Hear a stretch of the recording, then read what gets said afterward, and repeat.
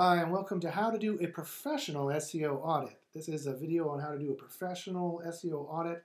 It's a full SEO tutorial. It's a full SEO course, how to do SEO for 2018.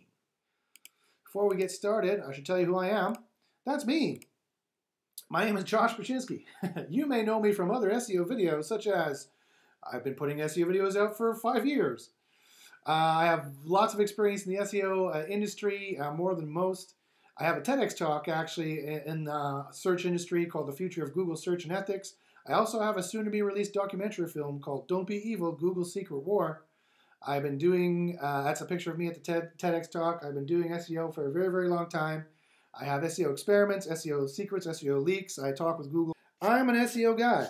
Here, before we get into that though, I just have to give you a little bit of information, a little bit of free advice. You might want this video to be very quick. Sorry, it's not. Professional SEO takes time. You don't want amateur SEO. You want professional SEO. And quite frankly, a 15-minute SEO audit, just a little SEO quickie, is not good enough. A 15-minute SEO audit is going to miss 90% of the important stuff. You should ask yourself, would you want your medical doctor to only study before 15 minutes before operating on you, before putting you under the knife? No, I don't think you do. But do not worry. In this video, in this SEO tutorial of how to do a professional SEO audit, I'm going to show you all of the factors and all the secrets for free. That's right. I'm going to show you all the factors and all of the secrets for free. It'd be my pleasure to do so. I like giving out free information. I'm an SEO consultant, so I make my reputation on how accurate and how good my SEO information is. I'm selling my consulting services at the end of the day. And so if something that I say here is wrong or just completely off base, then I wouldn't make any money. And so that's how you know you can trust what I'm saying. But here's another way you know how you can trust what I'm saying. And this is going to be the most important SEO information I'm going to give you all year, quite frankly. Before you're doing any SEO, this is the most important SEO factor that you need to check out. And what is it? Drum roll. You need to ask your SEO what their evidence is for their beliefs, their SEO beliefs. Quite frankly, this applies to any SEO you have doing work for you or any SEO you're following here on the YouTubes. You need to ask them what evidence they have. What is their source of evidence for their beliefs? Because you might assume they know what they're talking about, and you might assume they've done the research, but quite frankly, they have not done the research. Okay, Josh, fine. Evidence is important. We don't listen to scientists who don't have evidence, so you shouldn't listen to any SEO who doesn't have good evidence either. But how do you know what good evidence is or not? Well, I'm going to very quickly show you how to find out what good evidence is, what questions to ask them, so you know how to qualify your SEO, and then we're going to move on to the professional SEO audit so you can see how to do some SEO on your own. So, for those of you who have seen my, this is my 5 ranks of necessary SEO evidence. For those of you who have seen this, you can just skip ahead until you don't see this screen anymore and just go ahead and click ahead if you like to get right to the professional SEO audit. But I wouldn't do that if you haven't seen this. This is super important. Quite frankly, in SEO, we like to rank things, and so I've ranked evidence from best evidence to worst evidence. Now, here's where most of the SEO industry operates on. It's on the opinions of other people. That's right. They go read a blog or they go to SMX Advanced or West, and some jerk-off up there says that, well, I pointed some links at my website and it went down, therefore links are bad. This is the worst kind of evidence. You need to vet what they're saying there through common sense. Not only that, but everyone else here on YouTube, why are they making these videos? Out of the kindness of their heart? No. I'm making these videos eventually so that people who need SEO services can contact me. I give away free information that's accurate and good so that people who want to do it themselves, they can do it themselves. And the rest of the world who's too busy to do it themselves, they can contact me for the services. I do SEO audits, I rank sites, I do monthly services, I do it all. So you need to vet, so I'll fully admit that I'm not necessarily selling you this information. This information is free, but I do sell my services. But everyone else on here who has a course or they're selling an ebook, they are selling you something. And of course they're going to say it's true, and of course they're going to say that they have evidence for it. Well, you need to find out what evidence they actually have, and this is how you would find out. So you've got to vet what these people at these conferences say through common sense, and you have to ask, well, what's their proof? Where'd you get this information from? The next level of, so this is just the common SEO herd here. The next level up of SEO information, of SEO evidence, is what Google says. Now, it's slightly better than the common opinion of other SEOs because, well, people at Google They work at Google, so it's a little bit better. They're a little closer to the actual information source of how do you rank in Google. But again, they are a for-profit company. They are not your friend. You need to vet what they say through common sense as well. Quite frankly, stop going on to John Mueller's Hangouts and asking him what the ranking factors are. He can't tell you that. He will get fired. He will literally get in trouble if he tells you what the ranking factors are. So I listen to Google. They're our source of evidence. I have John Mueller's email. He answers my emails in 5 to 15 minutes. But I vet what he says through common sense because at the end of the day, Google is not your friend. They have to protect their algorithms. They have to protect it from us figuring out how the rankings work. And they have to protect their jobs. And so when they give you a warning saying, I wouldn't do that, that's probably not a good idea, you can listen to that with a grain of salt. But when they directly say, when they say that you shouldn't worry about keywords anymore and all you should worry about is differentiating your brand, that's not the best SEO advice. Because quite frankly, at the end of the day, Google is not here to give you SEO advice. And all the SEOs who just listen to Google, they're just as bad. So it's like a terrible cycle of Google says something, SMX West repeats it, and they just keep going in circles. What's the next best kind of SEO evidence? Well, it's in-the-field observations. In-the-field observations are not too bad. It's, what in-the-field observations are. It's where you're ranking your own 20 sites, and you make a change on a site, and some weeks later something happens. The problem with in-the-field observations is it's non-scientific. It is not done in a controlled laboratory, so to speak. It's not done in a controlled environment. Now, I am an SEO consultant. I audit dozens of live sites per month. I see hundreds of sites per year.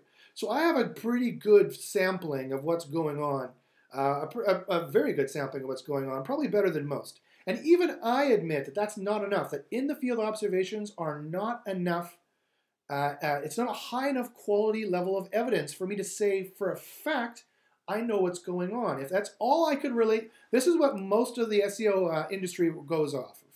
What their friends say at conferences, what Google might have cryptically said in a tweet, and then what they think they observed on their own sites they're ranking, the 5 sites they rank, or whatever it is, as opposed to the hundreds of sites I rank, the tens of thousands of pages I'm ranking. That's where they make their judgments as to what they think the SEO factors are.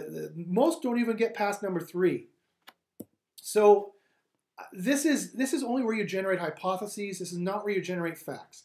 What is a better way of doing it? Well, here's a better way of doing it. Here's a better kind of evidence is correlation studies. So, for example, like the software called Quora. Now, I'm going to mention this software here. I'll put it up here. You can check it out if you want. It's kind of a do-everything-for-you SEO software. It's called Quora. You can get it here with a discount, I think, of 25% or something like that. Now, but before you do that, let me explain to you what it is. Correlation studies are a massive kind of study where Moz puts one out. They used to. They don't anymore. And Search Metrics used to put one out. They don't anymore either. Ahrefs put one out fairly recently. SEMrush put out fairly recently. Basically, they take a look at millions of different search results pages, and they see what's the same about all those pages that are ranking on page 1. And that's called a correlation study. And then they say, well, these factors correlate very highly with rankings. What's the problem with that? Well, they don't do them anymore, 1. 2, they're few and far between. 2, it's too broad, right? Quora, alternately, Quora as a piece of software, it allows you to do a correlation study just only on your SERP, only on your search results page. So for example, Search Metrics will check 10 million different search results, but that's too broad because it has globalization, it has personalization, it has different query deserves diversity, query deserves freshness, algorithms at play, and it's across the sales funnel as well, or the search funnel between information-based queries and sales-based queries. So at the end of the day, those correlation studies are way too broad to draw any specific scientific conclusions. If you want to draw scientific conclusions with actual scientific statistics that I don't understand, that are far too complicated, but they're in there, Quora is the piece of software you want to use. It is the closest thing we have to the do-everything-for-you piece of software. You just run Quora. It says, let's say you want to rank for a divorce lawyer Los Angeles. You would type divorce lawyer Los Angeles into Quora. It would give you all the correlations. It would check over 500 factors for all the websites ranking in the top 100 spots for your search query. It would say all the sites on page 1 have this.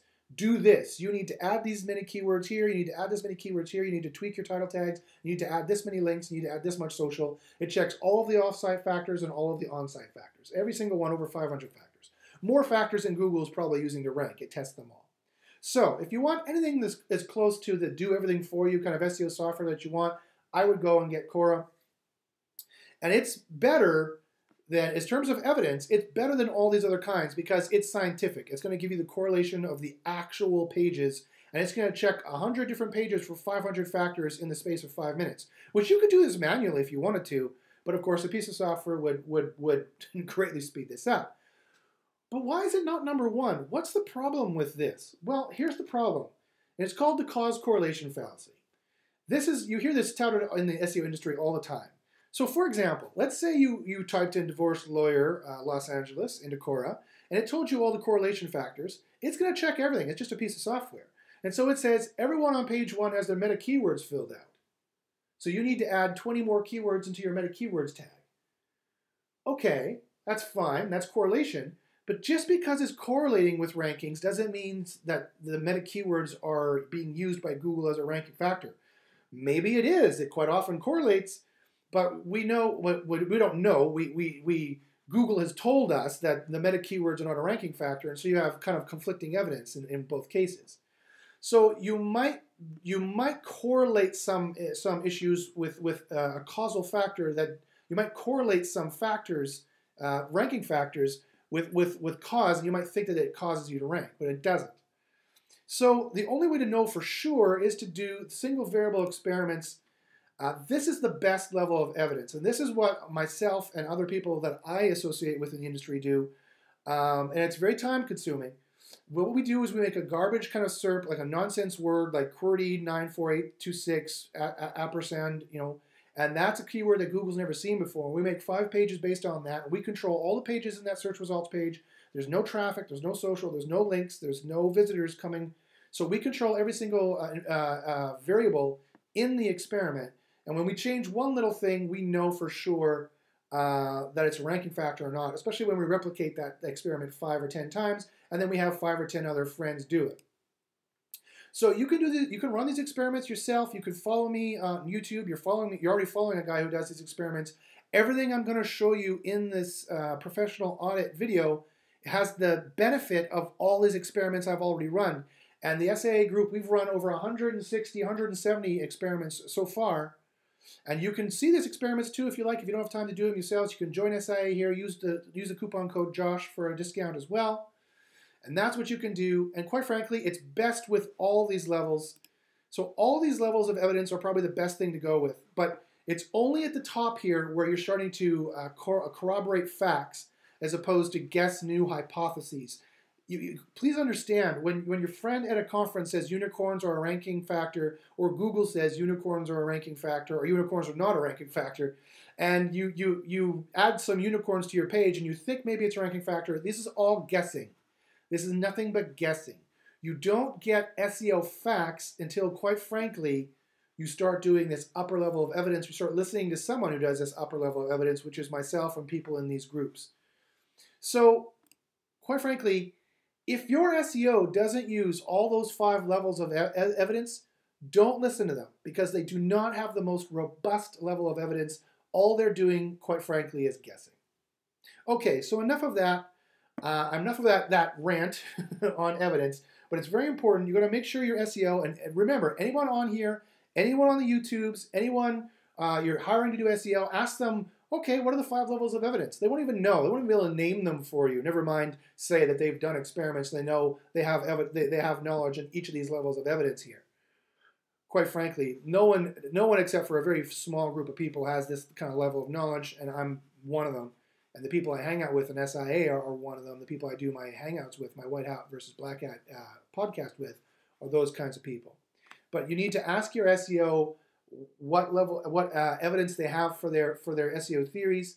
And quite frankly, if they're like, well, I read it on a blog somewhere, or, well, Google told me, I wouldn't believe them. That's not good enough evidence anyway. Google is only a 4th level of evidence. You need higher level of evidence than that. Okay, so speaking of which, here's all the benefit of the evidence that I've done. Here's the professional SEO audit that I'm going to show you. Now, Most SEO audits, most people think SEO audits only cover technical factors like this. But quite frankly, SEO audits cover far more than technical factors. They cover on-page and on-site factors. Professional SEO audits cover off-page factors as well. Professional SEO audits cover quality factors, and a professional SEO audit will also analyze your competition to see how you may need to differentiate yourself in the SERP. So I am going to go through all 5 levels here for the professional SEO audit SEO tutorial I'm about to give you. You see I got about 120 slides, 126 slides left there to show you of how to go through all these things. Canonical, crawling, indexing, server, URL parameters, robots, geotargeting hacks, etc. I'm not going to read this all out because I'm going to go through it all for you. So with that in mind, if you're ready, we're going to get started right away with technical factors. So technical factors can be anywhere, in my professional opinion, from 16% to 100% of your rankings. And that's basically 16% if you get it right, and 100% if you get it wrong. If you get your technical factors wrong, it can tank your rankings completely. It could be 100% the problem of tanking your rankings. So you need to get your technical factors correct. But don't worry, I'm going to go through all of it for you. So this is a big, long SEO tutorial. This is a big SEO course. This is all the knowledge you need for 2018 and beyond. I would get your coffee, I'd get your notepad, and let's get ready. Here we go with the first factor. The first factor is the canonical. What does canonical mean? The canonical page is supposed to be the one original page you want to be responsible to represent that particular text or content. So for example, you can have all kinds of copies or variations of the same content on your site or some other site, it doesn't matter. And the canonical version is the original main version of that text or main page or main version of that text, if you will. It's super important to set up, but it's super easy to check. So to check it, all you have to do is go to the head, view the source. So if you were in Chrome, you would do Command-Option-U if you're on the Mac, or probably Control-Shift-U if you're on the PC. And you would view the source of the page, and you would just search for the words canonical. Control-F, start typing in canonical, and you'll find it. And this is what the tag looks like. And here's the real canonical tag in action. Here it is. And it's going to tell you it's going to tell Google what is the canonical version of this page you're looking at. And it can be the same page. A canonical tag can be reciprocal. It could be the same page pointing to itself. What you just don't want here is any URL parameters, any question mark or anything after this. You just want the main page of the version of the text you're pointing to. So it can point even to yourself. Now, remember, every page needs this, or very, very bad negative SEO attacks are possible. If you want more information about that, it would take too long to explain here. Just email me at joshbachynski@gmail.com for any SEO questions you might have. Again, if you have any questions about the professional SEO audit or how to do one, or if you want one done, email me at joshbachynski@gmail.com. All right, here's the next technical factor, crawling. Crawling is extremely important. Crawling means the ability for Google to crawl or access each of your pages and index your pages in its massive search database. Of course, this is required to rank. If you don't have this, you're not going to be ranking. Now, Google accesses each page with an automated Chrome browser. And as of 2017, remember, for high-traffic mobile sites, Google will crawl as if it is a mobile phone. So Google's going to crawl your pages as if it's a mobile phone, a mobile version of the Chrome browser. And I have a little asterisk there because actually, interestingly, we did an experiment, and it doesn't report it as a Chrome browser. It says it's Mozilla, but Google has said it's a Chrome browser. So that'd be an interesting little point we need to check out. Anyway, as of October 2017, you need to make sure that your website is mobile phone friendly, because Google is going to be indexing and crawling the mobile version of your site. And so if you have anything weird going on there, like a stripped down version of your mobile site, that's going to be a problem. If you're not sure if you have a mobile friendly site with a sexy mobile design, just email me at joshbachynski@gmail.com and I can help you with that. Okay, so how do I check crawling, Josh? Well, it's very easy. All you need to do is check Search Console. First, you need to install it. So to install Google Search Console, it used to be called Webmaster Tools. Don't worry, it's free and harmless, and you need to diagnose it you need to have it to diagnose SEO issues. If you don't have Google Search Console installed on your website, you can't tell if you have a Google penalty, because that's the only place they tell you. So make sure you install Google Search Console, and then you need to check what it says. So once you have Google Search Console installed, you need to go, this is the current version of it. They are upgrading the version. When they upgrade the version of it, I will tell you, but currently, as of the time of this video, which is February 15th, 2018, this is what this version of Search Console looks like, for this portion anyway. You check the click crawl stats, and you can see how well they crawl. Now, now there's two things here you want to check. You want to make sure that the high number here is not 0, and the low number is not 0 either. This can sometimes tell there's a problem, either with your speed of your site, or quite frankly, with the quality of the site, or how often the site updates. So you cannot make Google crawl your site faster. I know this is going to sound as a newsflash to some people, but newsflash, you cannot make Google crawl your site faster. They will determine your crawl rate based on the quality of the site, how many pages you have, how frequently they update, and the speed of the site. So the reason why they're not crawling this site, which is my blog, which I never update because I don't care, I'm too busy to blog. But it's just the examples that I use for this video. The reason why they don't crawl it because I never update it. It's a perfectly high quality and it's fast enough, but I never update it, so they never need to come back and crawl. But if you update your site on a regular basis and this number is still 0, you've got a problem, because that means your speed is too slow or your quality is too low. And you want to check this information here to see how long it took them to download it in milliseconds. You do not want to see this number be over 1 millisecond. Right now it's under 600. It's around 150 on average. That's about what you want to see. This is how long it took Googlebot to download your page in milliseconds. The longer this takes, the lower this number is going to be. Ostensibly, the worse your rankings are going to be, or at least the slower your rankings are going to update. I think it's entirely possible, and Google has mentioned, remember the 5 levels of evidence? On the 4th level, John Mueller has mentioned that speed is a ranking factor for mobile. And we are testing that now on the 1st level, so I will let you know as soon as I know that. So that's how you check your crawl rate. Here's the next technical factor you need to check, indexing and filtering. So after they crawl it, they're going to index it. And Google regularly filters websites with thin content, duplicate content, or low quality content. And they do that on 2 levels. They do that when they crawl and when they do that on search. Now, to see what they've filtered on search, all you need to do is use the and filter equals 0 in the URL parameter. What's the URL parameter? See this URL up here? If you could see where my mouse is moving around. If this was a Google search page, you'd put the ampersand filter equals 0. That's where you would put this, filters equals 0.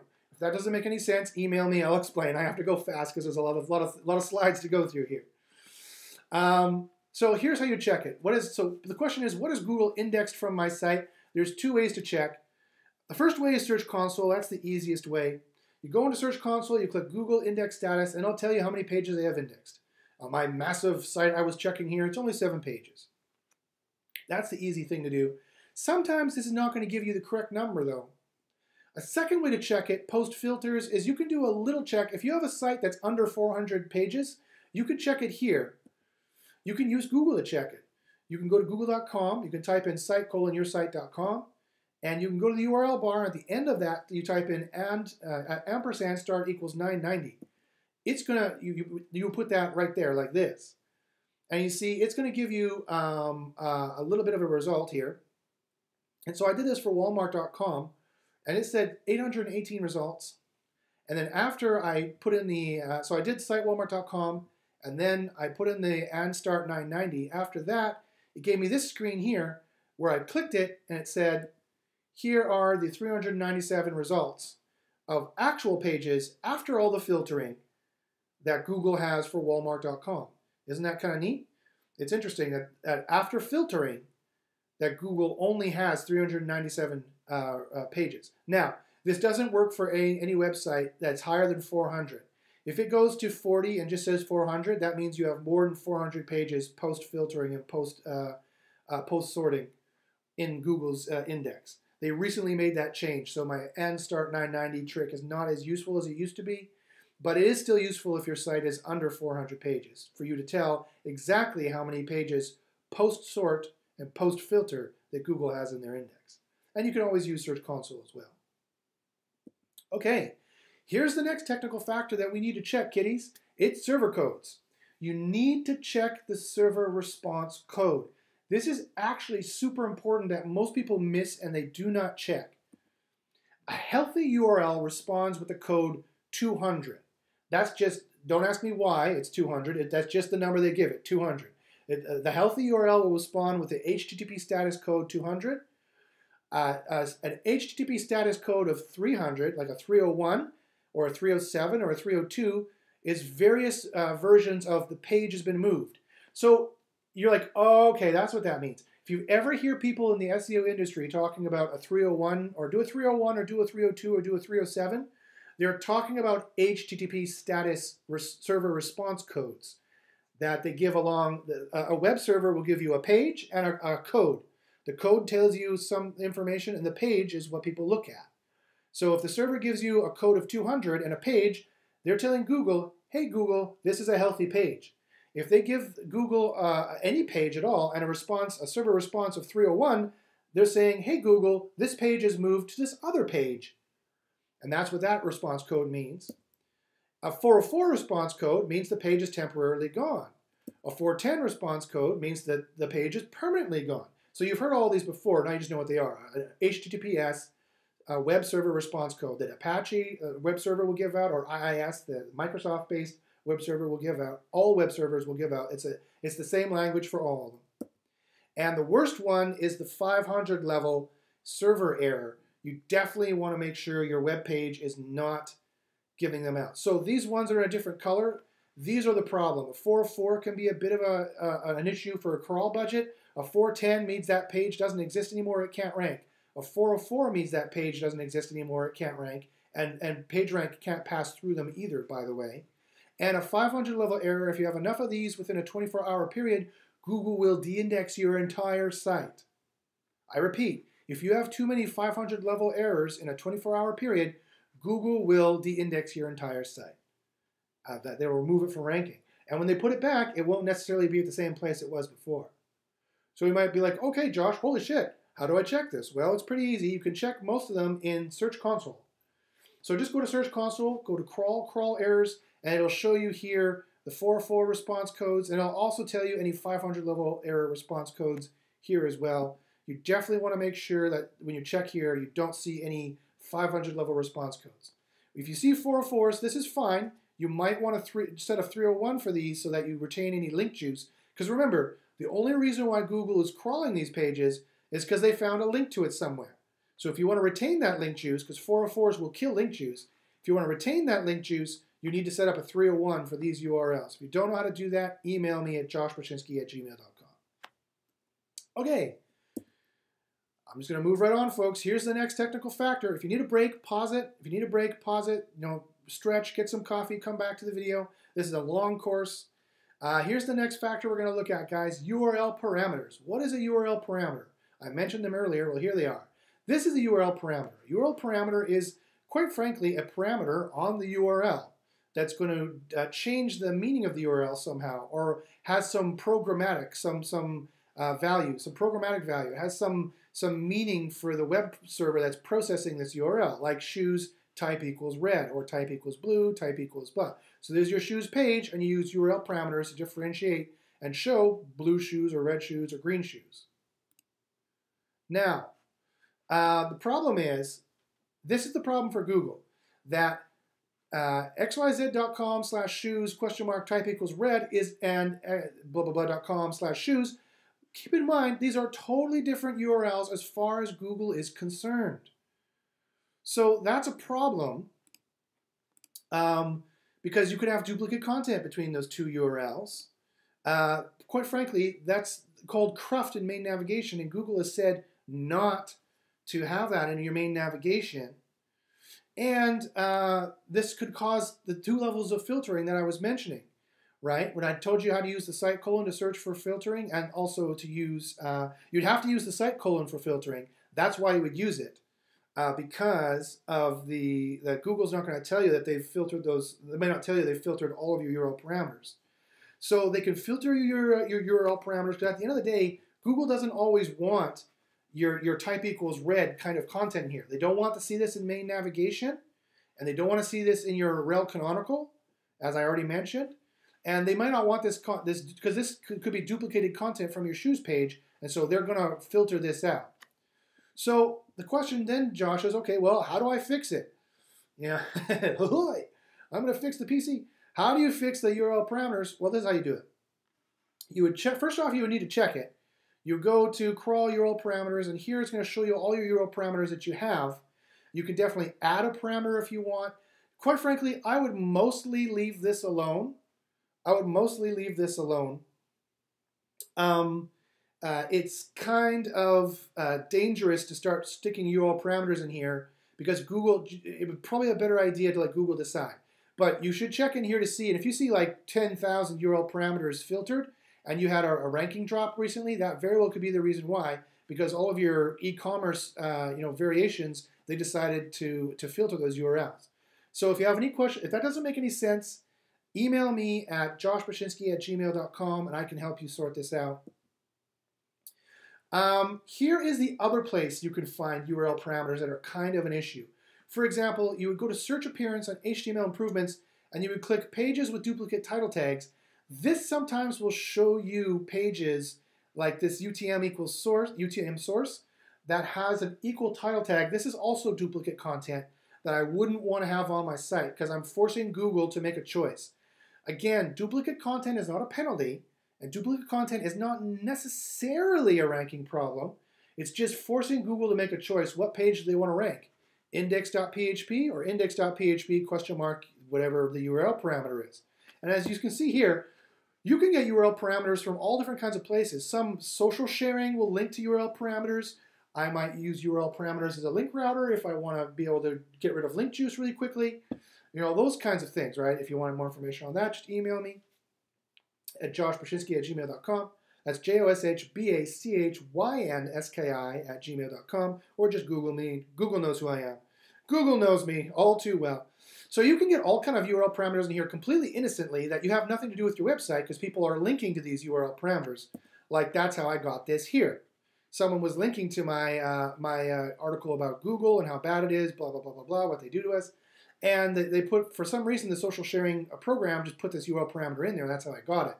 So that's another reason why I need a canonical to preserve that link juice, or I could have used a 301 for this UTM source to go back to index.php. So that's the second place you want to check it, and that might be what you want to do to remove duplicate content as well. And then once you have checked it, and then you can fix it. You could fix it by check to see if you're responding 200. I would use this Chrome plugin. I don't even know, AMA, I don't know how to pronounce it, but it's a beautiful little Chrome plugin that'll tell you what the server response code is for every page, and it will respond 200. It's great. I would just install it. And if it's not responding 200, you don't need to do anything about it at all. If it's not responding 200, if this URL is not responding 200, it responds 404, then Google will not spider this page, and they will not index this page.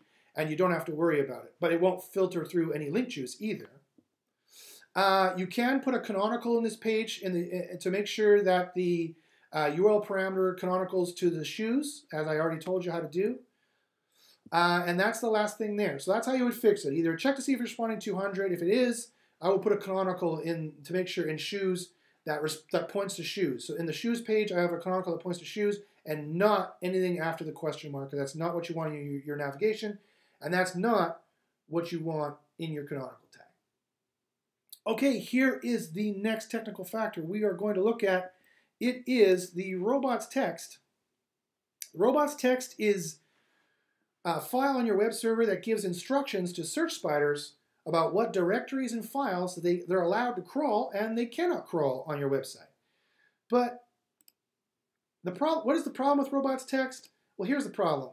The problem is you don't want to block Google from important design resources that Google wants to access. Google processes every page, and you don't want to block them. In fact, Google demands to see every design resource code on your site. So you don't really want to block Google anymore. So how do you check your robots.txt? Well, here it is. There's two ways to check it. Very simple. Just go to your website /robots.txt in any FTP or browser, and you'll be able to read it. Or, and if you see in there, in your robots.txt, a disallow : or allow / or if 404s, then you're likely getting crawled. So that's fine. So if it says, if in your file you see disallowed colon and there's nothing there, that you're telling it to disallow nothing, that's great. Or if you're saying allow slash, it's the same as saying disallow nothing, you're probably being crawled, that's great. Or if you don't have a robots text and it's just 404s, then you're likely getting crawled, and that's not a problem at all. Why am I not going to spend any more time or talk about this? Because here's a pro tip for you. No one really needs a robots text. It is a fool's errand. Quite frankly, in these days, it causes more problems than it solves.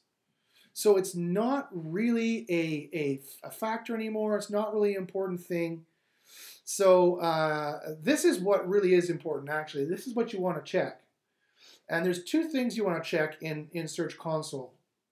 You want to check the blocked resources to make sure that Google can see all of your design files and you're not blocking any resources from Google. And you want to see, quite frankly, if they can fetch as Google. So you can check the blocked resources. When you go to fetch as Google here, you want to check mobile smartphone and say fetch and render.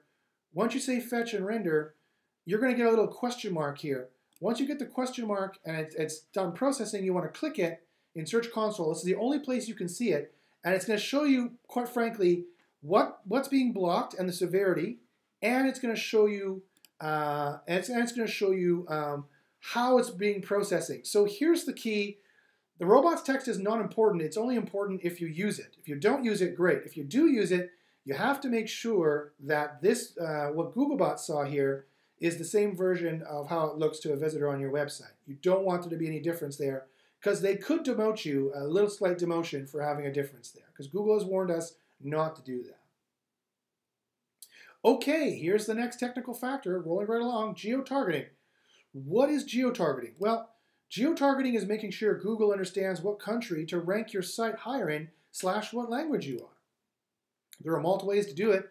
You can use hreflang code. You can use a domain suffix. That's called a ccTLD, like in Canada it would be .ca, in France it would be .fr, in Italy it would be .ie, or .it rather.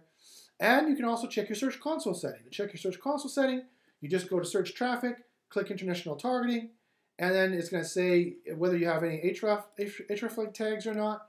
And then you click on Country, and it's going to tell you what country you're targeting. It's going to auto-select the country it thinks is best. And if it's not actually best, all you need to do is click here and change choose your country in the drop-down list. Just to warn you, whatever country you put in here, that's going to give you a slight ranking boost. So if you want to rank in just the United States, that's great. You would just select the United States, and it's going to give you a slight boost there. But the problem is it's going to give you a slight drop in all the other countries, like Canada or England or Australia. All those other English-speaking countries that it's trying to rank you for, it'll give a slight drop. So if you don't want the slight drop, you want to select no country selected, and you won't have a drop anywhere. So here's another technical factor that we need to check, server hacks. Server hacks are super important. It's super easy to get hacked, and so you've got to make sure your server doesn't have any of these problems here. As I said, sadly, there's many ways your server can be hacked or compromised. So first off, you can have a DDoS making your server serve that 500 level server error that I talked about. And that's a very good way to get a negative SEO. It's probably the worst way. Content injection on your page. They can hack your site and then they can insert links or content on your page. They can do a content injection on your URL parameters. So if you're not using a canonical tag like I showed you how to do, they can point 40,000 yourwebsite.com/?Viagra equals yes kind of URLs, and if you serve 200 on those, you're telling Google, remember what I said? You're telling Google that's a positive page, it's a good page, that you have Viagra on your site, and this, Google has warned specifically, can be a ranking problem. And quite frankly, they can take your server down for a long time, they can make it super slow. There's all different kinds of things you can do. So if I haven't scared the crap out of you, and they can also make your, this is a nasty one. They can make your robots text respond a 500 level error, and this will actually derank you. And a lot of people don't know this and know how to check this. If your robots text actually responds a 500 level server error because your server is so slow or so busy dealing with a DDoS attack that it cannot respond, that when Google goes to crawl your site, the Google will actually derank the entire site, because they can't read your robots text. They don't know what pages you want to be to be crawled or not. So there's more. There's even more that can be done. So I don't know if this hasn't scared the crap out of you. How do you check it, Josh? Oh, I'm scared. Well, there are some things you can check in Search Console. It's much more difficult to check all that stuff, but you can check one thing.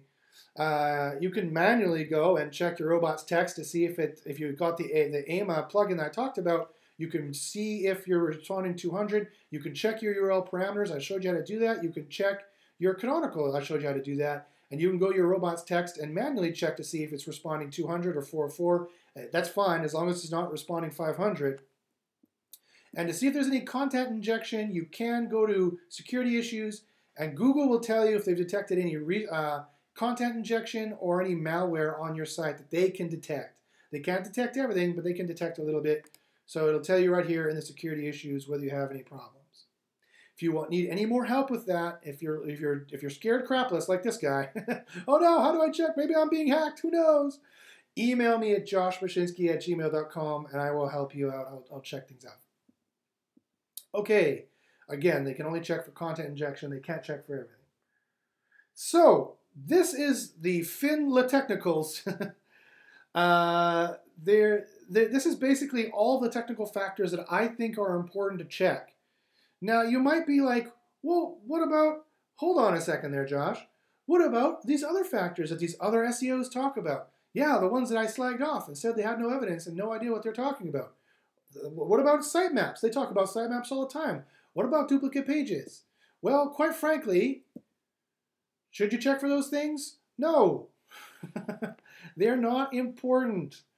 Duplicate content, much like the robots, sitemap is largely a waste of your time.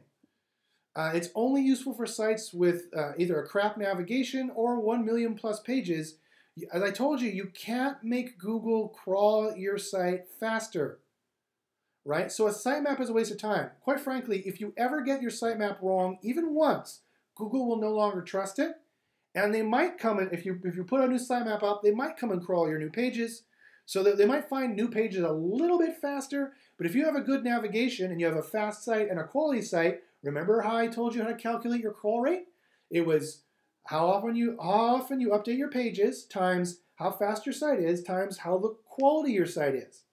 So if you have a fast site that is high quality already, which you should for ranking, then they're going to be maximally crawling your pages. You can't make them crawl your pages any faster than that. So a sitemap is a complete waste of time. It is complete soma. If you've read the book that I'm talking about, it's a complete placebo. SEOs cling on to their precious sitemap as if it does something. It does not. Unless you have a site that has like 1 million new pages a day, you do not need a sitemap. And quite frankly, you're not going to make Google crawl your site faster with a good sitemap anyway. You need to have a quality site that is blisteringly fast. That's the only way to improve your crawl rate. That's going to improve your rankings too. Okay, well, what about duplicate pages? Aren't duplicate content, isn't that a big problem? Not really. It can be a minor issue if all of your text is duplicated across many domains, and it could be a reason for them filtering you, and it makes Google think, it makes them respond. If there's 2 pages, like I said, if there's page A and page B, and they're both duplicated, you're making Google make a choice between page A, do they want to rank this page, or they want to rank this page? You never want to make Google make a choice. Here's a quick way to check. Just go to a page here, like any blog page, or randomly highlight a sentence, then copy and paste that sentence, put it into the search bar. I'm in Chrome, so I can just put it into the URL bar, and search for that. And it'll tell you right away whether or not there's any duplicate content and whether or not they are filtering that information. And look, they are filtering this information. This is what Google will show you if they're filtering the information, but it's not a problem. Google knows what page to rank. Where I'm talking about whether or not Matt Cutts is a fraud, a personal conversation I had with Matt Cutts, whether he's a black hat or we are. They know what page to rank because it's the page that everyone goes to. They have tons of other signals. So for most sites, like this little blog I was checking here, it is not a problem. It is only a problem for bigger sites. If all your pages are duplicated and you have no other value whatsoever, then it can become a problem. So that will be our intermission, and that's the end of the technical factors. Next, you guys can go ahead and take a break, stretch, stand up, move around, you know, whatever, get some coffee. Next, we're going to be moving on to the on-page and on-site factors. So the on-page and on-site factors, as you can see, we're at slide 56 of 138, so we still got plenty more to go for this SEO tutorial, for this SEO course. On-page and on-site factors, this is another thing that a lot of people don't even check in their professional SEO audit, but I'm going to show you all the factors here. They basically range anywhere from 16% to 100% of your rankings if you get it wrong. So again, it's a super important factor. You can't ignore this. And so grab more coffee, or at this point, why don't you grab some beer and grab your girlfriend or your boyfriend's notepad, and just because you need more room to take notes. And let's jump right into the on-page, on-site factors. Okay, the first one I'm going to look at is the SEO tags. What is the HTML that boosts ranking? Well, after scientific testing and massive correlation research and the SEO tags that still rank, and I can tell you what they are in this order. You want the exact keyword in the page name and the title tag. You want the exact keyword in the top H1 tag with a proper logical structure. You want H2s underneath. And you want it close to the top of the body tag, and you want that in the first 100 words. So ideally, on your page, if this was the body tag here, the HTML tag would go right here. It would have the keywords in it, and then there'd be an H2 tag somewhere underneath. So just think of like a logical Roman numeral structure. You know, point 1, you know, this is my page, little introductory paragraph. Point 2, and that's an H2. You know, blah, blah, blah, blah, blah. This is how you would do it. That's kind of how you want to build your page out. This has, if you can flesh your page out this way, this has the most ranking. And you want the exact keyword, exact match query. If you're trying to rank for divorce lawyer Los Angeles, the exact keyword would be divorce lawyer Los Angeles. No deviations, no changes. You could do a divorce lawyer LA, that'd be the same kind of thing. If you did divorce lawyer Los Angeles, whatever, Palmetto County or whatever it is, that would be different. That would not rank you for divorce lawyer Los Angeles. That would be ranking you for divorce lawyer Los Angeles, Palmetto, or whatever that area is. So it's not the same. It has to be no more and no less than the exact keyword. Do not listen to John Mueller when he says, don't worry about the keywords anymore. He is wrong. We've tested this. Maybe he's going to be right. Maybe in 6 months they're going to change their algorithm and it'll change. Well, we'll test it then and we'll find out. But for now, you definitely want to be using keywords. Don't listen to anyone else who says otherwise. They just don't know what they're talking about. They don't do the empirical testing. Now, here's another key thing. You do not want repetition per tag. And plural doesn't matter. So you definitely want to write for humans. You don't want to just have like divorce lawyer Los Angeles, divorce lawyer Los Angeles, divorce lawyer Los Angeles. You do not want to do that. You want the tag once, no more, no less, no extra, no minimization. You want the exact keyword you want to rank for in those places. And remember, only one page per keyword or one page per topic. You can vary slightly in the different H2 sections if you want. I wouldn't use a bold tag. It correlates with poor rankings. I don't know why. Maybe Google is hitting you for over-optimization with a bold tag. So this is basically how I would do it. So here's the title. If I wanted to rank best red apples, get the best red apples in 2018 here. Here's the body. H1's right under it. Best red apples in Vermont. And then a paragraph tag. I'm talking about the best red apples. And then optional H2 later on and more information. That's basically how it would look. Now remember, with cascading style sheets, you can make this H1 tag go anywhere. But for Google's ranking, it should go right under the body. And the first 100 words should mention your tag a couple times. And I'll talk about keyword density a little bit later. In fact, I'll talk about keyword density right now. No, Josh, I'm too tired. Oh, we're not even halfway through. I've got so much more SEO knowledge for you coming. You're going to know everything about SEO. Okay, I'm going crazy. I'm going crazy. You're going crazy. All right, keyword density. Here's the other thing, not only about on-page factors like this, but what your keyword density should be is a factor as well. So on-page keyword density, after numerous rounds of testing, we have discovered how to boost your page with keyword density alone. Yes, that's right. We can boost your page with keyword density alone. This is a fact. We have proven this time and time again in scientific experiments and in correlation studies. In general, you want your keyword density to be 50% higher than the SERP average and no more than 100% higher. I repeat, if the average keyword density for everyone else is 1%, you want to be at 1.5 to 1.9%. You do not want to be at 2% because that would be 100% higher. Josh, you're breaking my brain with math. I'm sorry, but if you get the math, you know what I mean. You don't want to be double. So how do I check it? Okay, well, it's very easy. Download SERPworks. SERPworks is a great little SERP overlay that I like to use at SERPworks.com. It's an overlay for Chrome. And when you click it, it is going to tell you the average keyword density of the SERP. And so for this particular case, it was 0.3%. So these guys were, Moz was, hey, they're right on where they want to be. They're just a little bit over the average, right? These guys are too high. That's why this could very well be why SEO book is worse than these guys. Their PA is the same. These guys have a much better trust flow. The number of links doesn't matter. It's the PA that matters.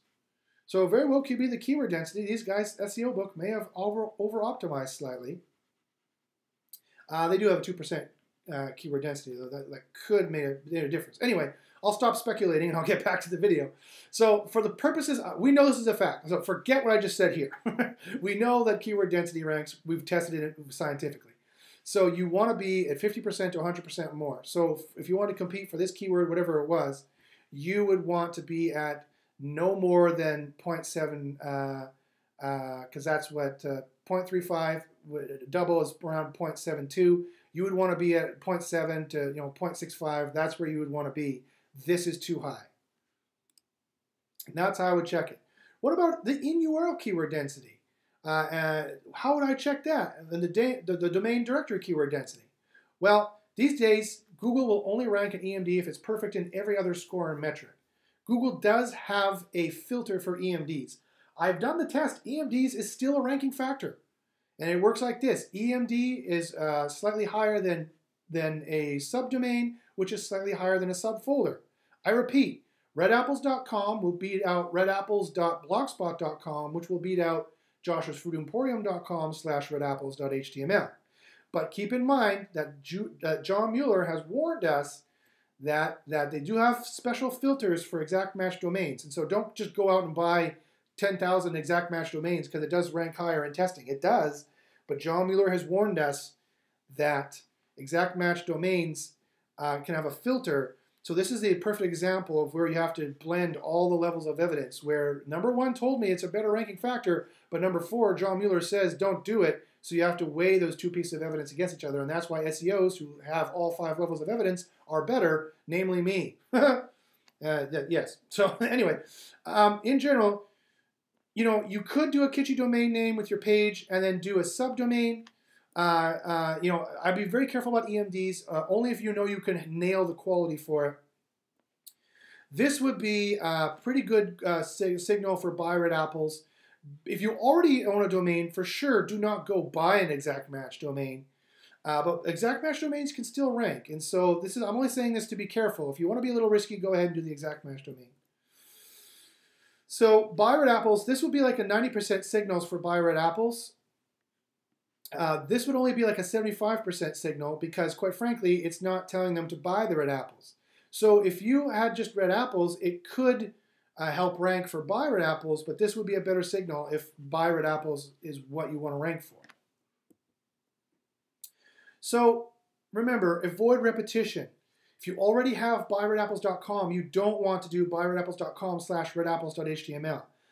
We've tested that as well, and that definitely demotes you. You don't want to do that repetition.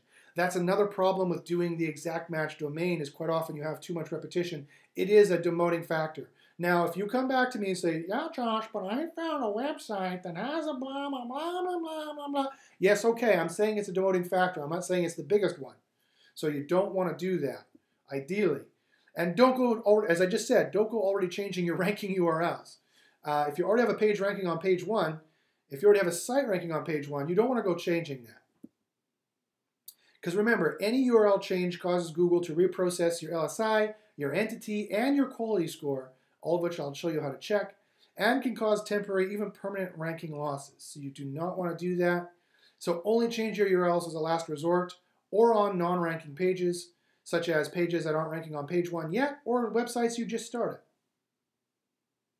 Okay, here's another on-page factor you want to check. It's the schema markup.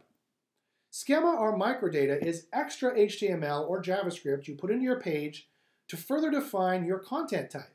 Like it's an article page, it's a page describing an event, it's a page describing a person, it's a page describing a business, it's a page with product listing on it, etc. Our testing has shown a boost in at least the product schema, and Google has said not to allow errors in your schema because that might hurt your rankings or your featured snippets. So if you have any products on your site, you should definitely be using product schema, and if you're using any schema at all, make sure you do not have any errors because Google has warned against that. So how do I check it? Well, to check your schema markup, it's pretty easy. To check for errors, you can use the Google Public Schema Markup Validator. Just Google that, you'll find it, or Search Console. So in Search Console, it's very easy to do. You just go to Search Appearance, Structured Data, and if you had any structured data, it would show up here. Okay, here's the next, right there. Thanks, Josh. Thanks for the arrow. Thanks. You know when you're making these PowerPoints how you go crazy? Okay, so here's another on-page factor we need to check, internal links. Why are internal links important? Internal links are super, super important. By the way, if you guys are getting tired, if your brain is filled up, pause the video, walk around, do some jumping jacks, go kung fu fight some ninjas, get some more coffee, come back, press unpause, here we go. Why are internal links important? Okay, internal links are important. They're extremely important for ranking. They tell Google what is your most important pages, what your site is mostly about, and they flow PageRank to your internal pages. Quite frankly, it's one of the biggest ranking factors that most people overlook. You want to make sure your most desired ranking pages have these things. They have to have the most internal links on your site, and preferably they're also linked from the main content of your index page. It's very important for flowing PageRank and ranking your subpages on Google. Most people overlook that. So to check that, all you have to do is, again, of course, use Search Console. In Search Console, you just go to Search Traffic, Internal Links, and it's going to show you how many internal links each of your pages have. And then you'd have to manually eyeball your index page to see what pages you're linking to. And yes, that's where you would see the pages. Thanks, Josh. And that's how many links they have. And I would also watch out for blogs. Quite frankly, a lot of the time I see like a sales site that has 5 sales pages and 600 blog pages. That's not helping you rank any of your sales pages. On a local site, it's fine because the local ranking factors are different. And so a blog on a local ranking site can help if you're talking about stuff that's on your topic, like a law blog. If you have interesting articles about the law, like how difficult it is to get a divorce, or the 10 top tips for family law, or whatever they would be, as long as people are enjoying it. If people are not enjoying it, that's a huge problem. But if people are enjoying it on a local site, that's fine. It's one ranking factor. It's not the best way of ranking. It's not even my preferred way, but it's a way. If you want more ideas on how to rank local sites or how to rank any sites, quite frankly, email me at joshbachynski@gmail.com. I'd love to talk to you about it. But for blogs for an e-commerce site, they're not great because you want to convince Google in the search funnel, or otherwise known as the sales funnel, where they should be ranking you, and they should probably be ranking you closer to the sales end of the funnel because that's where you get higher conversions. But again, it's totally up to you. I've seen people make blogs work. It's so popular from like 2007, and everyone thinks you need to use a blog. You don't. And there are some problems. It is Pandabate, and if you don't do your blog right, which I see 99% of the time, and I'm going to show you how to check this later on in the course. If you don't write your blog correctly, it will get you nailed for Panda, and you will be crying because your rankings will be gone. Okay, here's the next on-site or on-page factor you need to check: manual actions, otherwise known as Google manual penalties. Google gives, what are those? Well, quite frankly, Google, being the nice guys they are, they give a number of ranking penalties, which they psychologically style as manual actions so as not to appear to be the complete assholes that they are, that will destroy your rankings. In general, they give it for obvious bot links, obvious spam or low quality or affiliate or thin content, and more. That's basically what it's about. If they find some links that look obviously purchased, or if you're obviously a spam site, obviously low quality, obviously an affiliate site, or obviously thin content. And a few other things, but that's basically it. How do I check? Pretty easy. Of course, you just go to Search Console. You cannot tell if you have Google penalties if you do not have Search Console. So just go to Search Traffic, click Manual Actions, and it'll tell you if you have any listed manual actions. That is any manual actions that you have accrued while you were the owner of the site. If you were not the owner of the site when the manual action was accrued, they may not show them, but there could still be manual actions. Yes, Google are jerks. Yes, thanks, Josh. That's where you'd find it. That's where your eyeballs need to go.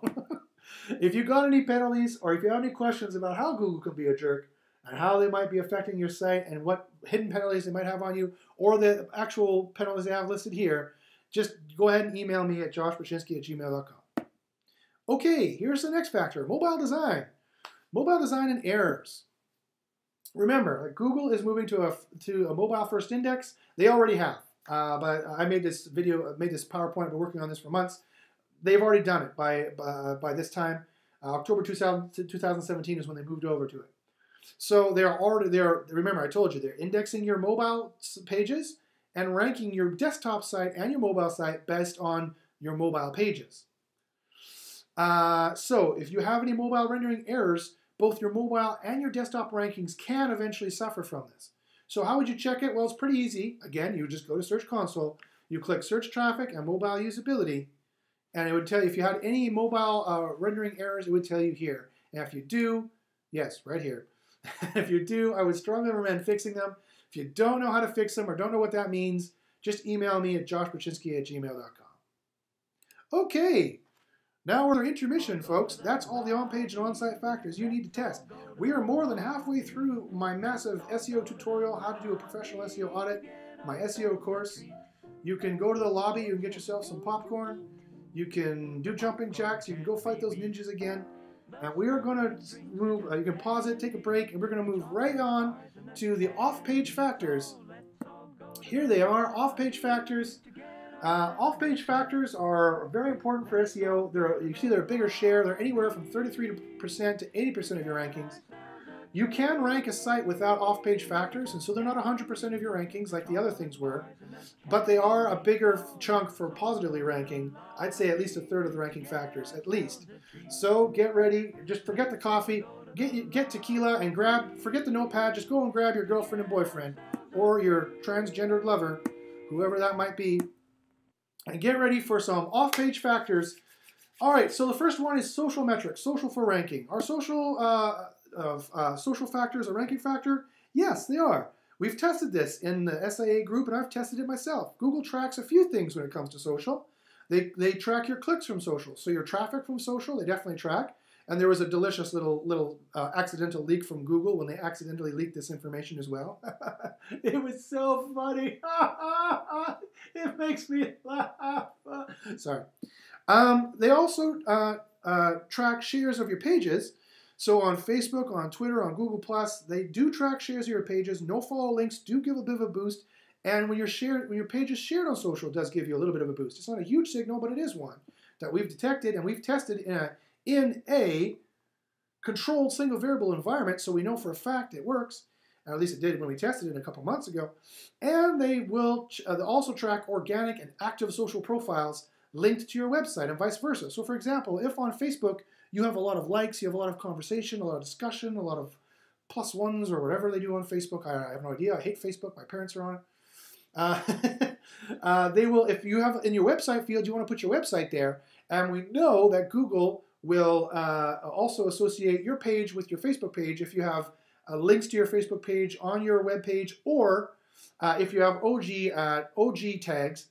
Those are not original gangster tags. Those are not Ice-T tags. Sorry, that's a deep cut reference for you. That's a deep 1990s rap CD reference for you. I'll tell you the time that Ice-T saved my life from being stabbed. I was stabbed at an Ice-T concert one time, actually, and Ice-T saved my life. Email me. I'll tell you the story. That's a true story, actually, by the way. Getting back to the point. Sorry, this is a long video. Getting back to the point, if you have on your web page, if you have your Facebook page listed or your social profile page is listed, and make sure that your social profile page linked back, it is a ranking factor. We know for a fact Google uses it. So how would I check that? Well, surprise, surprise, not in Search Console. Now we're moving away a little bit from Search Console. In this case, we can use a different free Google product. It's Google Analytics. I do not work for Google. Disclaimer, I do not work for Google. Disclaimer, no children were harmed in the filming of this video. To check this stuff, you can very easily use Google Analytics. You would click on Acquisition, install Google Analytics, it's free.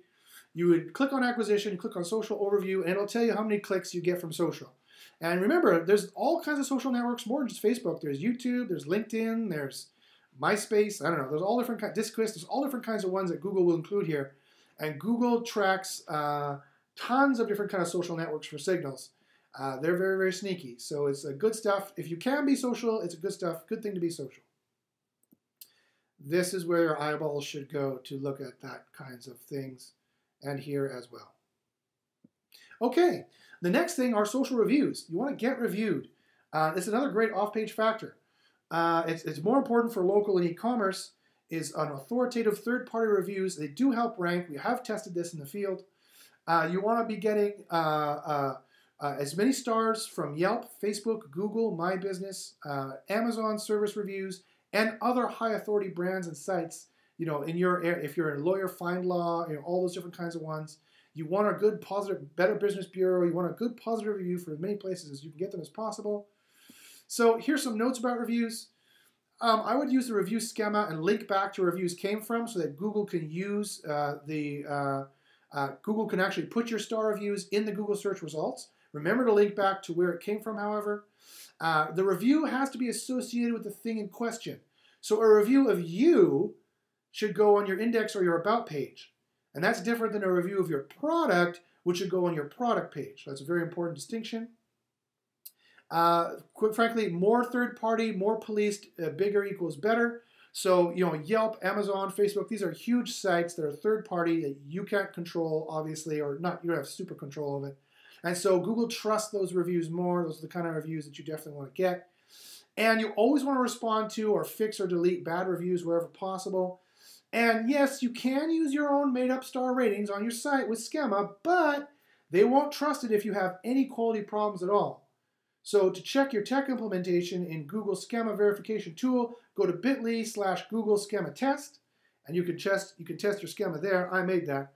No one had made that yet. I made that. I'm so proud of myself. I'm the first one who made that. Yes, the life of the SEO is super, super boring. If you have any quality problems, that will also be an issue. If you don't know, if you had a review schema, you don't have it anymore. If you had a knowledge snippet, you don't have it anymore. And if you know your schema is working properly, but it won't give you the review snippet or the knowledge snippet, that means you for sure have a quality problem. Email me at joshbachynski@gmail.com, and I will help you with an SEO audit. When I'll find all those problems, we'll fix them right up for you. Okay, here's the major off-page factor: links, both do-follow links and no-follow links. So the off-site, they're called off-site links, incoming links, or backlinks. Of course, links continue to be necessary for Google's algorithms. They are ever losing juice, in my opinion. Interestingly, as I said, no-follow links seem to have some juice, but of course, do-follow links remain the king. How do I check for backlinks? Well, there's a bunch of different ways. You can use Ahrefs or SEMrush. These are paid tools and they're pricey, but they will show you your backlinks. There's also Majestic and Moz as well you can use to show your backlinks. Or you can use Search Console for free to give you a sample of your backlinks as well. So you just open up Search Console, go to Search Traffic, links to your site, and it'll show you all the links that come to your site, where they're coming from, and what kind of links they are. So here's some things to point out. It'll show you this. That's where your eyes should go to see the total number of links. But here's something else important. I've done a lot of testing in backlinks and trying to do negative SEO with backlinks. And quite frankly, negative SEO with backlinks is a myth. It doesn't exist. The only time it hurts you is when they actually make you get a manual action.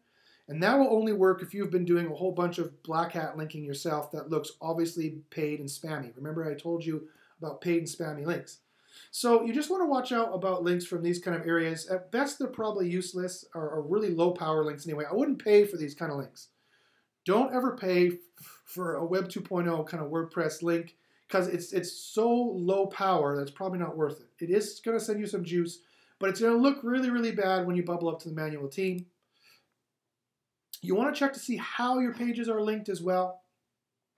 You definitely want not to have too much exact query. Google will tell you if that's the case. And you want to check to see what pages are linked to as well.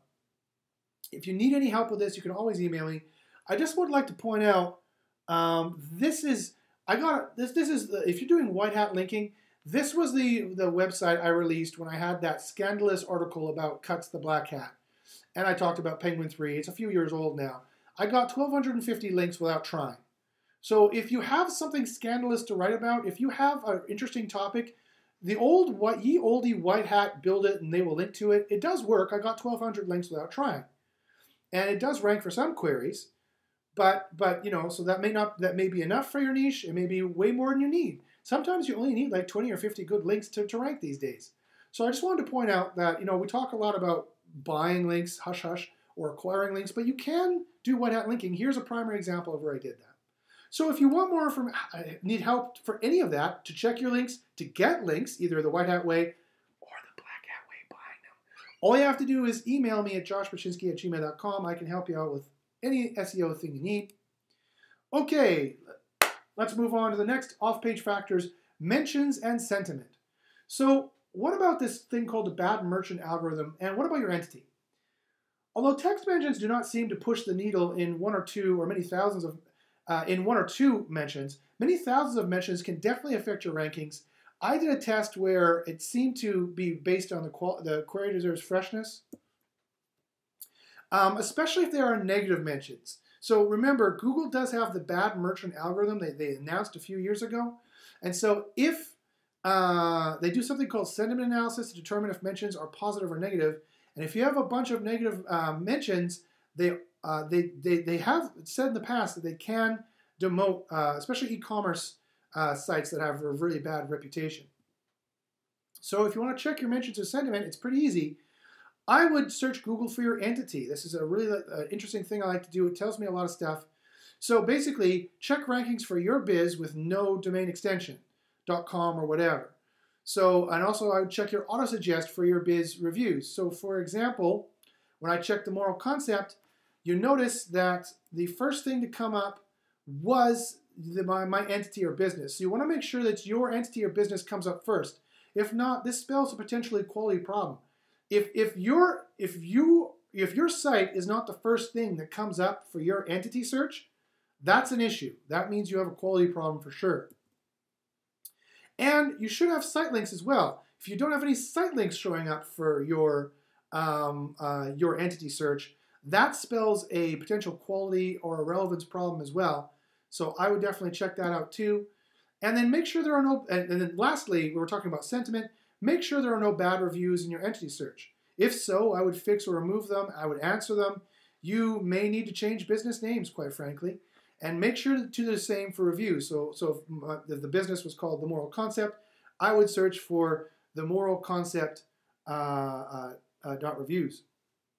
So make sure to search for these things to know what the entity is. Now, if you're wondering, what is the entity? Well, I refer back to Plato. This is Plato, the entity. If you're wondering kind of what is an entity, remember, Google wants to know about things and not strings. So this is Plato from, of course, the School of Athens. This hangs on my wall. And he's carrying a book, and he has a finger. So those are the things that are entities. Google wants to know about all this stuff. So they should know about all this stuff about your entity, and it should be all positive and not negative information, and like poor old Plato here. Okay. What is the next thing? Entity searches. So how good of a brand are you? So again, still talking about entities. Google has long had patents out detailing it as a ranking factor, how many people search your brand and click on your result. I'm doing experiments on this right now to try and prove it, but Google has seemed to confirm this. You definitely want to have brand searches.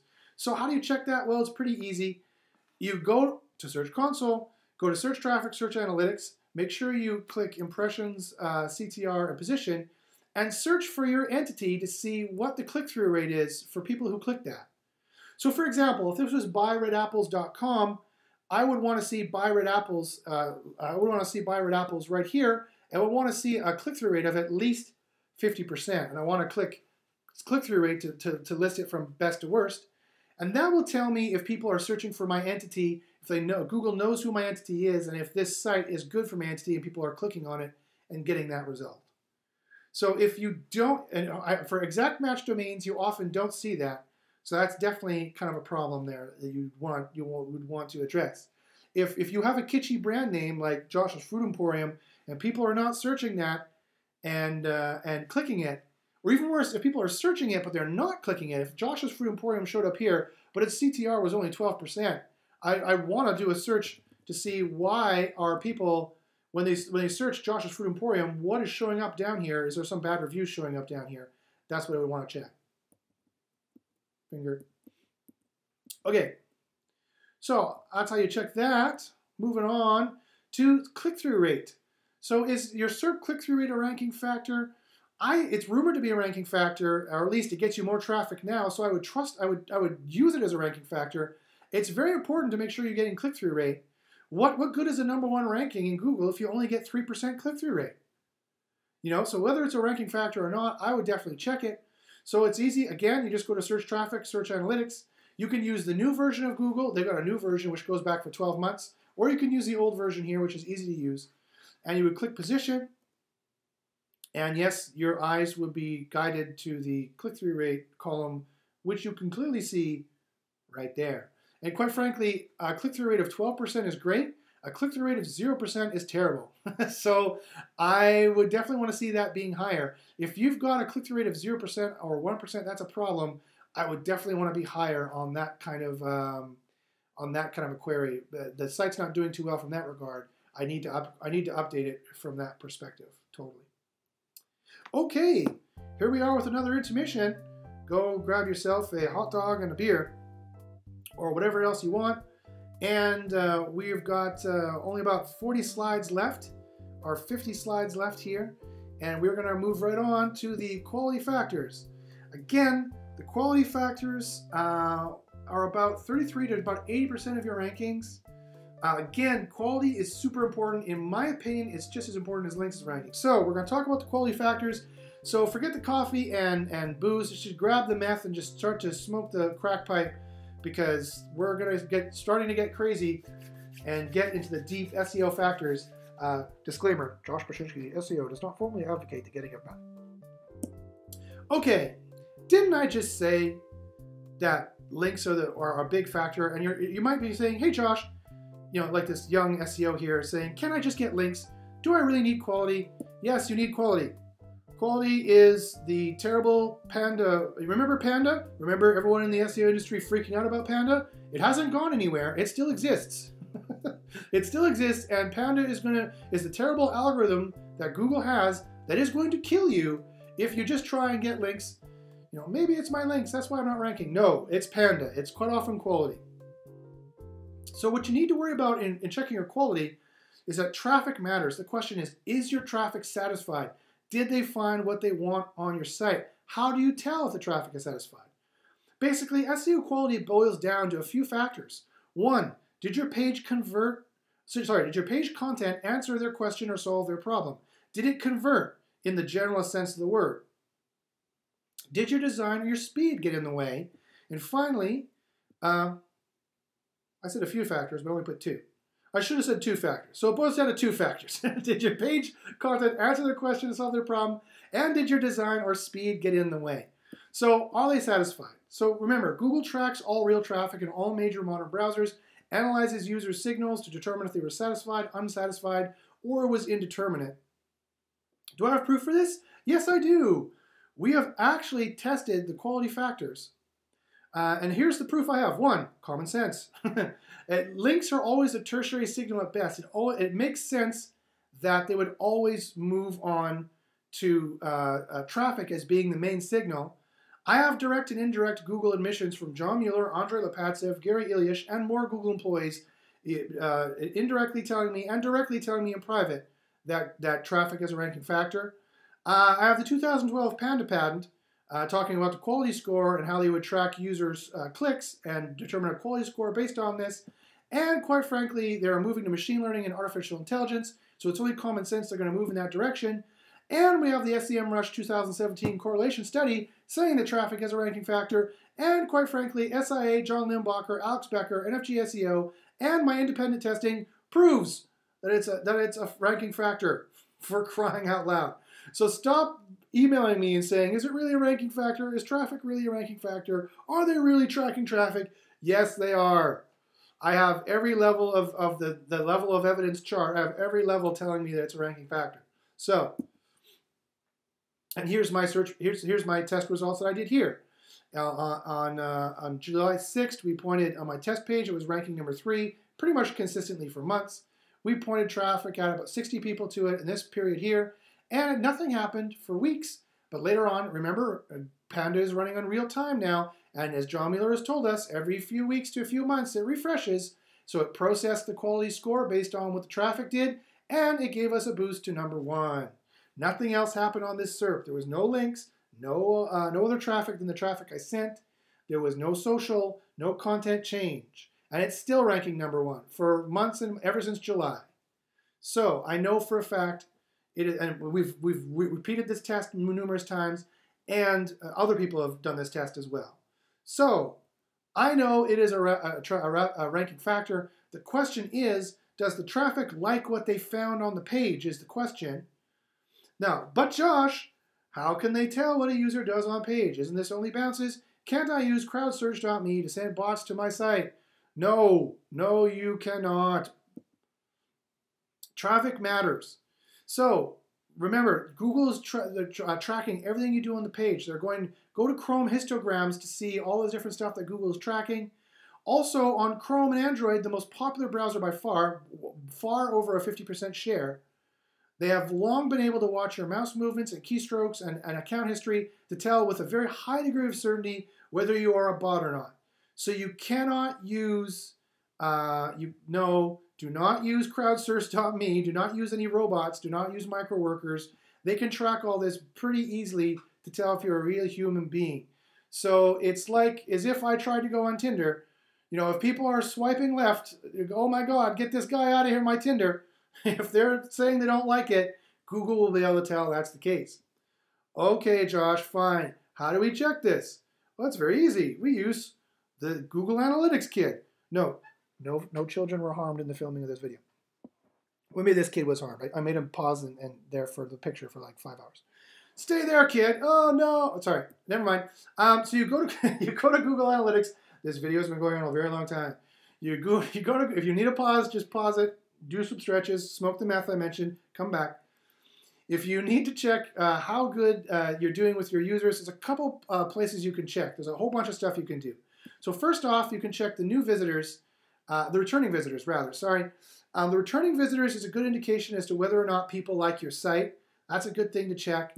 The next thing to check is how many pages per session do you got. Quite frankly, if they're only going to 1.3 pages, that tells you they do not. You have to think, should they like the pages? Should they keep going on? That's an important thing. Bounce rate is important. They're bouncing around a lot on this site. That's not a good sign. And they only stayed on average 47 seconds. Depending on the site, if this was a blog site, that would not be good. If it was long form content, especially, if it's 2,000 or 3,000 words, I guarantee they did not read that content in 47 seconds. Here's another way you can tell. Now, here's a problem with the average duration, is that out of the box, Google Analytics does not accurately track traffic. What? I know you're surprised, like this kid here. Oh, Google Analytics is crap out of the box. Yes, out of the box, it's crap. It does not track the actual time on page. Why? Well, because, sorry. Oh, someone needs to oil his chair. Sorry about that. Anyway, why? It's all the meth I was smoking. Why? Is because when the Google Analytics JavaScript loads, it fires when the page loads, but if you don't reload the page, they have no idea how long you stayed there because the JavaScript doesn't load again. So that's why we need to use this really handy Google Analytics hack. So this is a little piece of code you can install into your Google Analytics. Now, this is not Google Tag Manager. For Google Tag Manager, all you need to do is email me, and I will send you the code for Google Tag Manager. So email me at joshbachynski@gmail.com. I'll send you the code for Google Tag Manager. It doesn't work out of the box in Google Tag Manager either. But all you need is add this set interval code. If you want me to actually, if you don't want to type it from this and you want me to send it to you, just email me as well. And this will set an event that will track a page, one-page visits with real-time on page and the bounces under 5 seconds. So what that code will do is it will track in it will track the users that are on your page. They'll track one page visit, and it will also make your bounce rate a measure of who bounces under 5 seconds. And that's important because if your users are, if you have a 20% bounce rate of users who bounce under 5 seconds, again, I guarantee you, you've got this Tinder Josh face problem. Okay. Now, what's the next one here? Here's another two-way to check bounces and usage. So this is how you would check it. To check how people use your site, use Google Analytics. It's free, or something like Crazy Egg. It's a paid heat mapping software, but it's fantastic.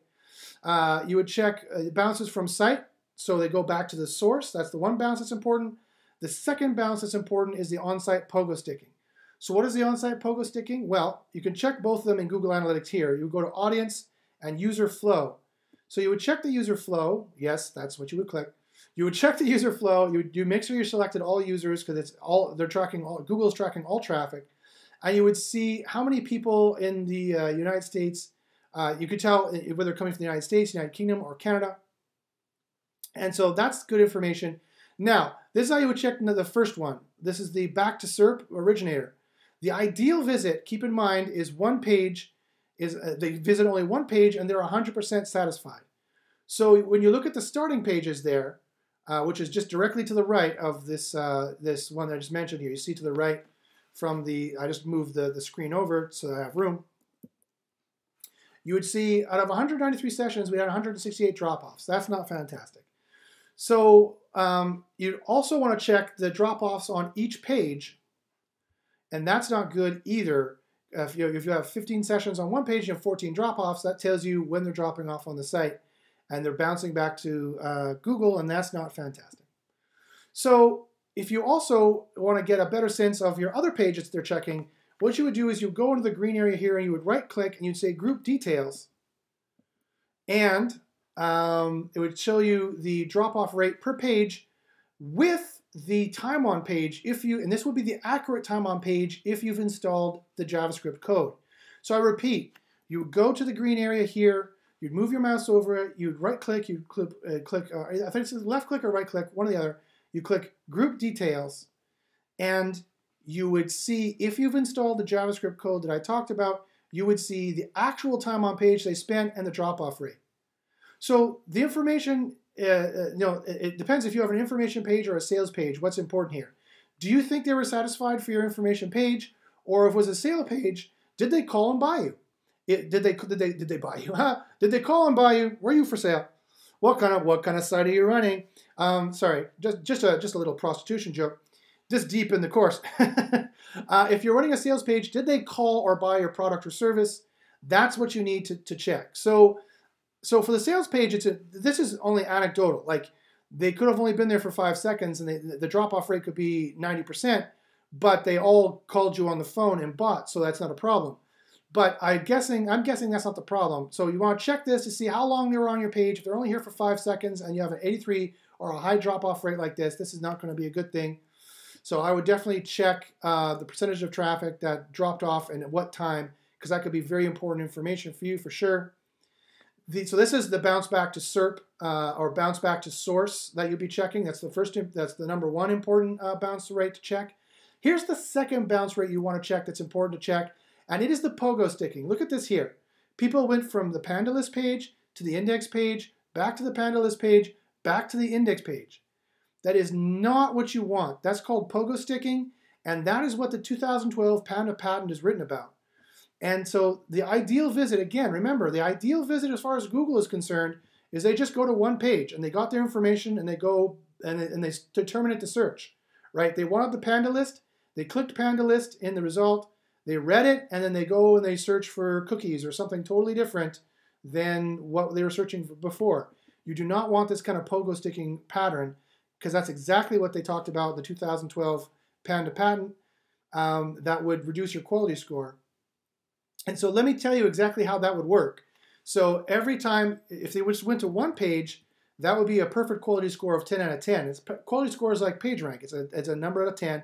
That'd be a perfect quality score. But every hop they go to, the way the 2012 Panda patent is written, would be another minus 10.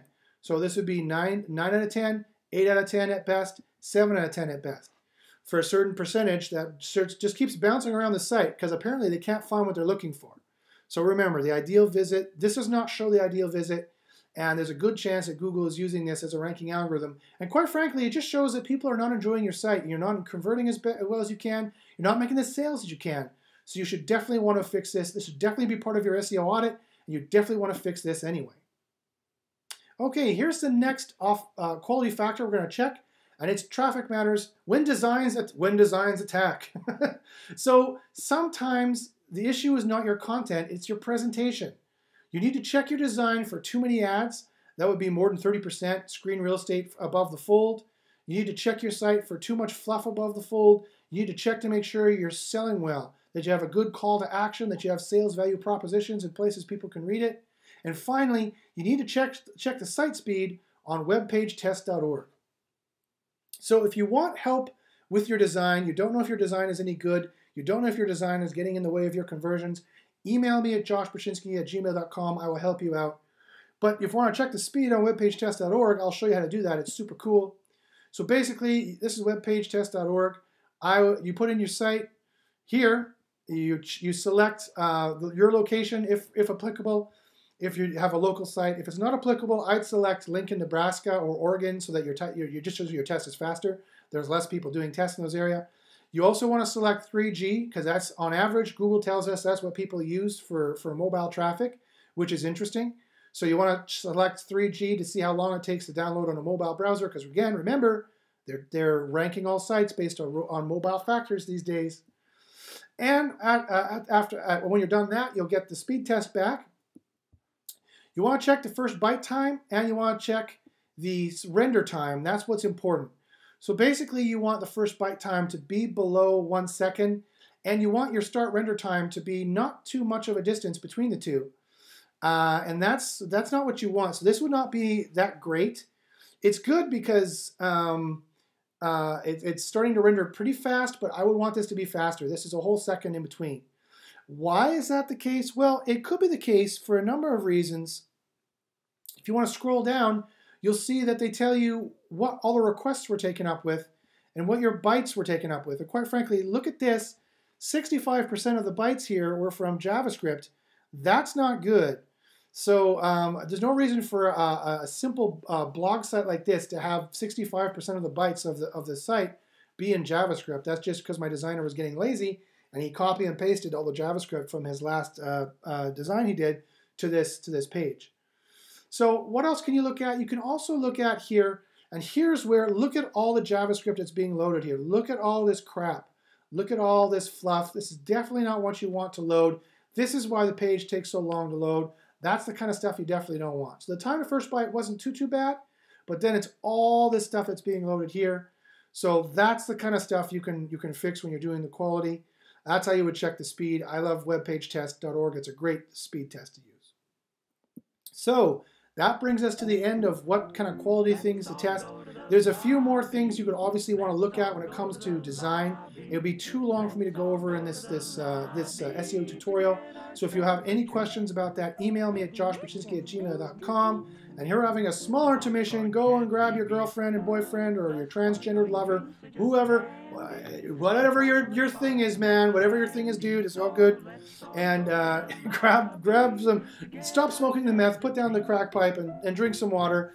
And we'll go into the final area of the, take a pause, take a break, and then we'll go into the final area here of my professional SEO audit, is the SERP analysis. Is to see how much stuff there is to check for a professional SEO analysis. The SERP analysis, I would say, is not a ranking factor per se, but it is going to equate to 30 to 50% of your success. If you do not check the landing pages you're going to end up on, if you do not check the search results pages, the Google pages you're going to end up on, you have no idea. So roll up your sleeves. We're going to look at the SERP how to do a proper SERP analysis, and forget the coffee, get your gun. Disclaimer, I do not formally advocate the getting of quote unquote your gun. Okay, so the SERP analysis, what is this? Well, QDD stands for Query Deserves Diversity, QDF stands for Query Deserves Freshness, the knowledge snippets, and the competition analysis. So how do you read the SERP? The final component in any professional SEO audit should probably include an audit of your SERP landscape. You can do everything listed before right. Everything I talked about you can do right and still not rank due to the SERP you want to appear on because you did not plan for where you're going to end up. So anyone who does an SEO audit, if they don't do a competitive analysis, they have no idea what they're doing. And if they don't know their evidence sources, they have no idea what they're doing either. Pretty much everyone else in the industry has very little idea what they're doing. You need to listen to the people I have on my blog. We're really the only people you can trust. So, for example, the SERP could be dominated by Google products and ads. For example, look at this, images. How many things are a Google product here? You know, on this this is a Google product, Google product, Google product. So if you don't, or the knowledge panel for Best PHP CMS, here's the knowledge carousel that will go for that. Or a knowledge snippet can show up. You need to check to see what your SERP is going to look like. So if you want help getting in the knowledge panel or getting into this stuff, I know how to get it. Email me at joshbachynski@gmail.com. But you definitely need to check your SERP to see if it's got those kinds of features. And if it does, you're going to want to get them. Now, even if that's not the case, the SERP may also be dominated by big brands that would be tough, even practically impossible to beat. For example, look at when I just do a search for shirts, every single result is essentially a giant brand, right? H&M, Nordstrom, Macy's, LL Bean, JCPenney. These are all huge brands. You know, Rose Wholesale, Foot Locker, Mark's Work Warehouse, and in Canada, the Hudson's Bay Company is a big brand, which you might be learning about if you're watching the TV show Frontier with Jason Momoa. What about the spammy SERPs? And what about spammy SERPs as well? So it all depends on the SERP you want to rank in. You've got to check this stuff out. It's very important for a proper professional SEO audit. So you need to check your SERP. How do you do that? Well, again, I would use a SERP overlay like SERPworks. You don't have to use SERPworks. There's a Moz. Moz has one. Ahrefs has one. They all have one. But none of them have the keyword density thing because I asked Richard to make it, who makes the SERPworks overlay, so he did. So that's why I use it, because I asked him to do it, he did it. So I told you, I know everyone in SEO. I've been in SEO forever. Everyone knows me. Everyone who knows what they're doing anyway, who doesn't live in a vacuum. Some in-house SEO who never goes anywhere or sees anything. So I would use a SERP overlay like SERPworks. That's where you would click it, and it's going to bring up this kind of result for you. And again, you could check the number of links. It gives you a pretty good glance of what's going on here. And these are the most important factors as far as I'm concerned in my opinion, these are the important factors you need to check for the competitor analysis. I would check the keyword density. I would check the page authority, because that's a pretty good of the page. The domain authority doesn't matter. It's only the page authority. The domain authority only matters insofar as the domain authority of that domain filters down to the page authority, and the trust flow matters as well. Those two are very, very important. Secondarily, I would also check these things as well. The spam score is, as far as Moz is concerned, how spammy the links are. That's basically just going to tell you how much of this trust flow and page authority you can trust based on the spam score. The referring domains is another factor, and the anchor text, the anchor cloud, the exact match query anchor text pointing back to this domain is fairly important as well. And then the next thing that's important is whether or not they got any H1 or H2 tags, because remember I told you that's how you do proper on-page SEO. If all the competitors don't have any of these, that's a pretty positive thing. But of course, it's not the only factor. I've shown you tons of different factors. It's not the only factor, but it's an important factor.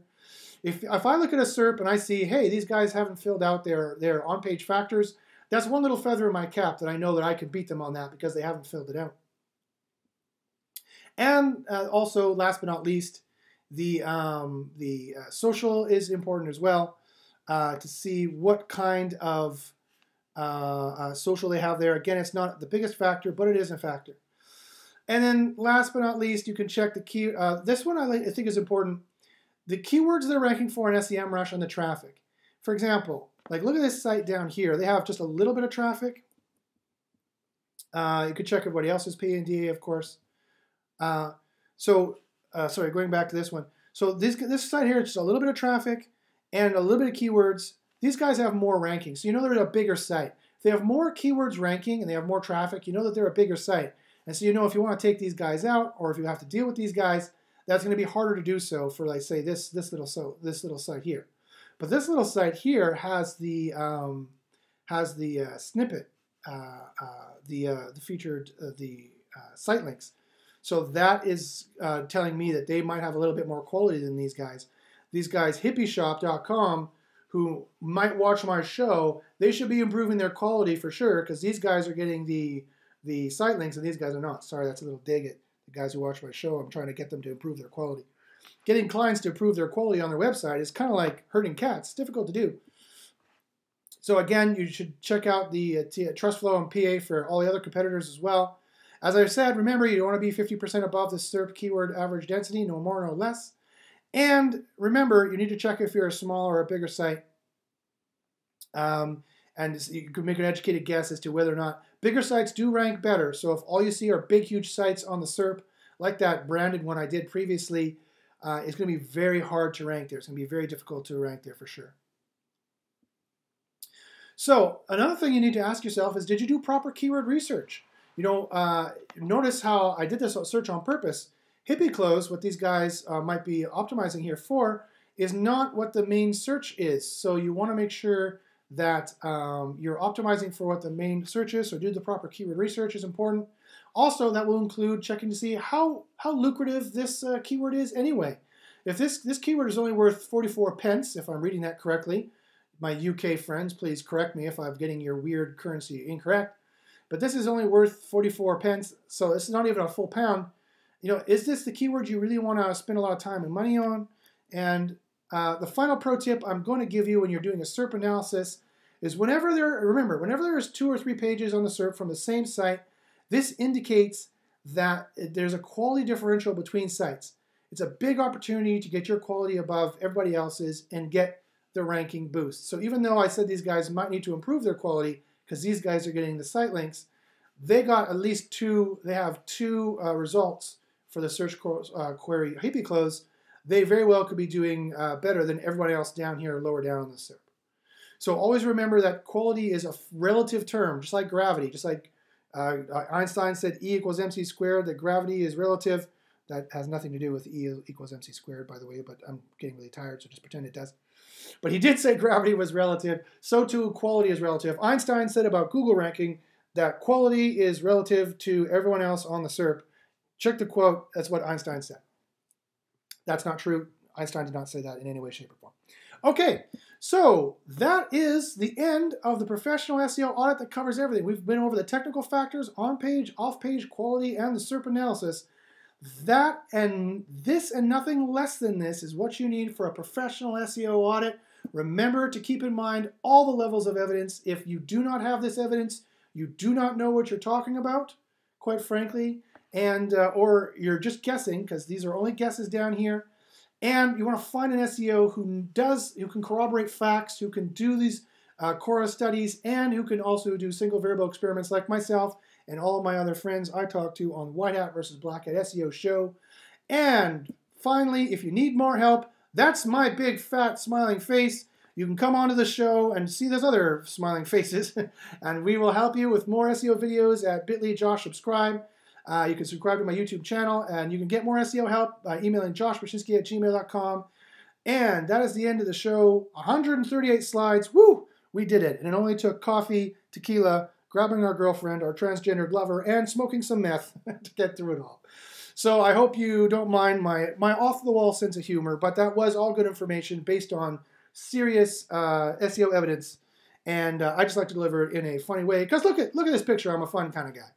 So again, if you have any questions, email me at joshbachynski@gmail.com. Do not accept any substitutes. Do not accept any lesser SEO evidence. Do not accept a lesser professional SEO audit. And as I always say, good luck in the SERPs. Thanks, folks, and we'll see you next time.